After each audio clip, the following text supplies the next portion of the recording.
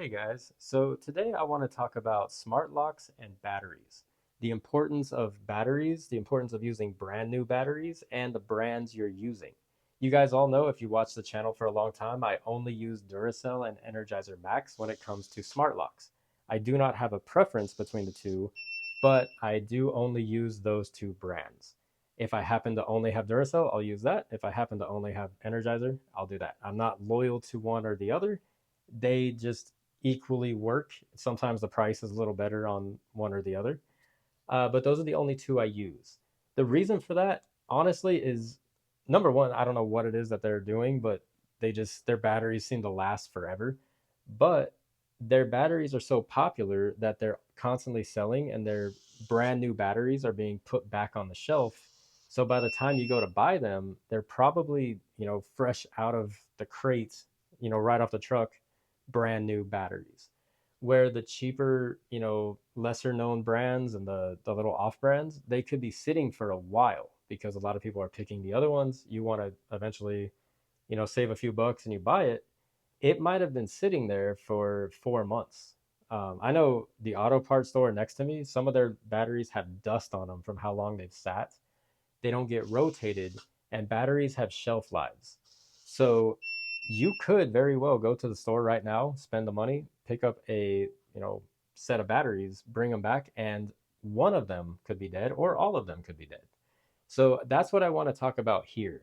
Recently, I showed you guys a video on how to program a quickset smart lock. I will leave a link to that video right up here in the corner. And a viewer commented saying he had ordered the same lock off of Amazon right out of the package, brand new batteries. And every time he would try to input a new user code, it would flash back red lights. So he was wondering if his lock was faulty, if he needed to send it back, maybe even possibly was losing faith in that brand.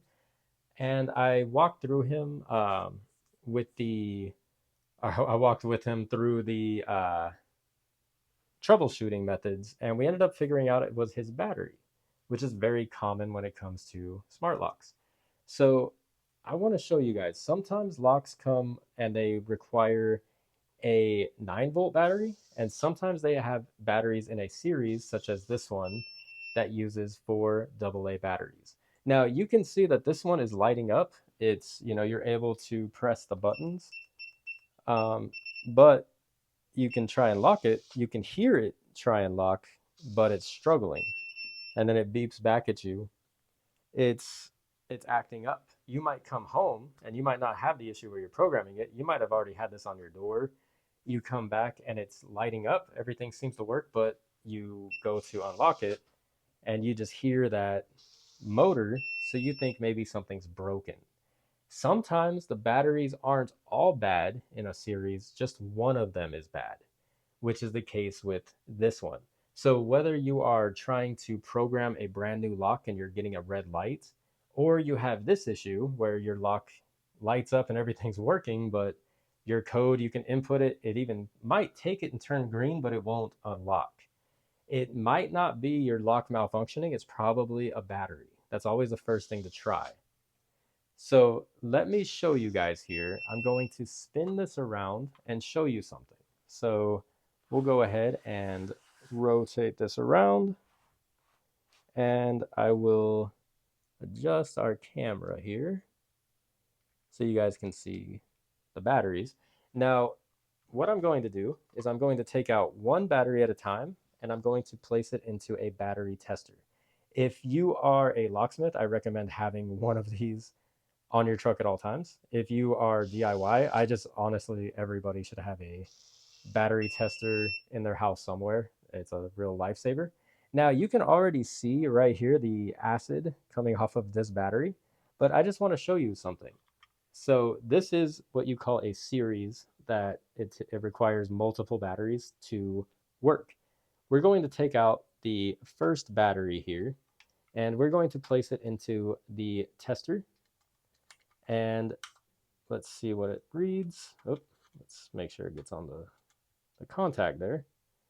And it is good. So we'll set that one aside. We're going to pop out the second battery right here. We are going to place it into the tester. Good. We are going to take out our third battery, place it into the tester. Perfect.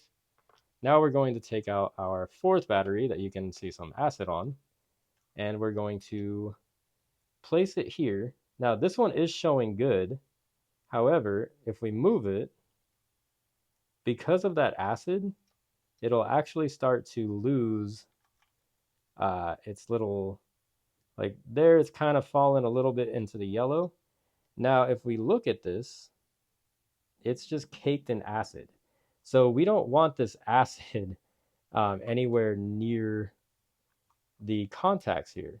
So this one is going to have some connectivity issues, especially because it is just a coil. So only some of this is touching the spot. So once we clean that off, it's starting to fail because it's gassing out.